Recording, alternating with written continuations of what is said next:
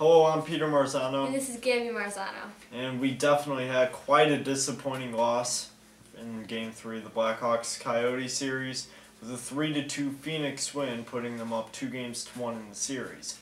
But it's not necessarily the loss that was the main topic of this game. Rather, Rafi Torres' hit on Marian Hossa. Gabby, any words to describe what happened tonight with Marian Hossa? He's known for all of his bad hits. First Seabrook and then Marian Hossa. Really, it was that bad that he had to get carried out on a stretcher. Yeah, I was actually not home to see it, but when I got home and watched it, it was actually brutal to watch.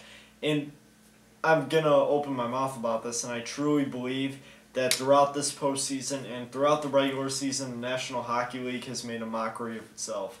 They have made there's been terrible officiating the entire year, and Brendan Shannahan has not made the appropriate measures.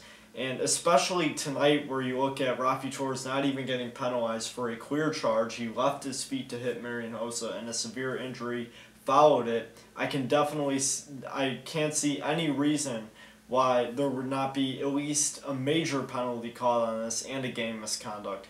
I think that Rafi Torres should be suspended at the very least 7 games for this hit. It looked probably one of the most dirtiest hits I've seen in recent memory, and it's an embarrassment to think that that's the officiating going on in this league. Especially because the refs gave the Hawks a penalty just because they were trying to stand up for their own players. That made no sense. Obviously, it's expected for there to be a few minor penalties on the victimized team, but when there's not even a penalty on what was a main act of aggression, I find it completely disturbing.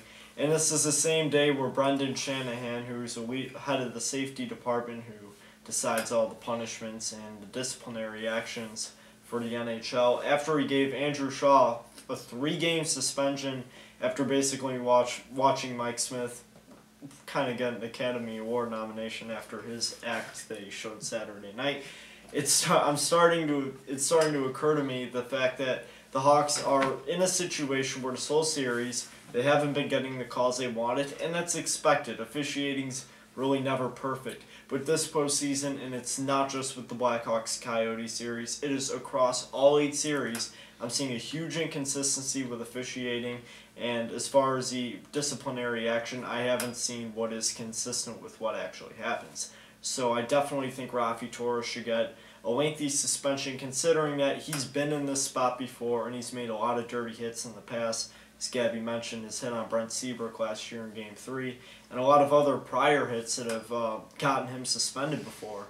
So I definitely think that Rafi Torres is going to get quite a lengthy suspension if Brendan Shannahan gets it right. But if not, then I really don't know what they're looking at here, because that was an absolutely dirty hit. Now, despite that fact, the Hawks did have some trouble tonight besides that, and both teams played a little bit dead. Besides Duncan Keith and Brent Seabrook, it seemed that Nicholas Hjalmarsson and Johnny Oduya started to play not so well tonight. Yeah, they're having a really rough game. And tonight looked like Johnny Oduya was Johnny Slow Duya.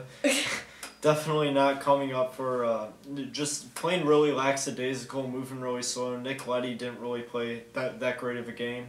We had one big pleasant surprise, and that was the great effort we saw out of Frolik. Michael Frolik played a great game, scoring a goal and having a lot of shots on goal, which was definitely a positive spark to this team after Marian Hossa got hurt. He really came out there and showed how he can play. Yeah, he's a skilled player.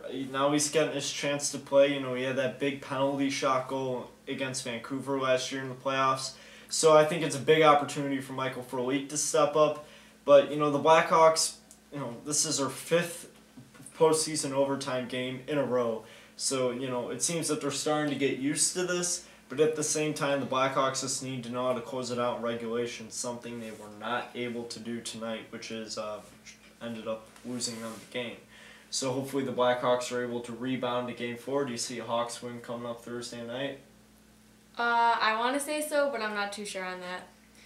After tonight's play, I think there's definitely going to be a lot of fire in the belly from the Blackhawks. I see a lot of fire, especially towards the entire Phoenix Coyotes team, because of that hit, and the Hawks are going to be really motivated to try and step up and win this game. it's going to be a close game, and I think it'll go into overtime. But I think the Blackhawks will win this game, but after the pace of the series, I'm thinking this one will go 7. And, it's starting to see like this is going to be one of the more interesting series in the playoffs. But hopefully we do see a Hawks win Thursday night, and that would be very nice. This has been Peter Marzano. Gabby Marzano.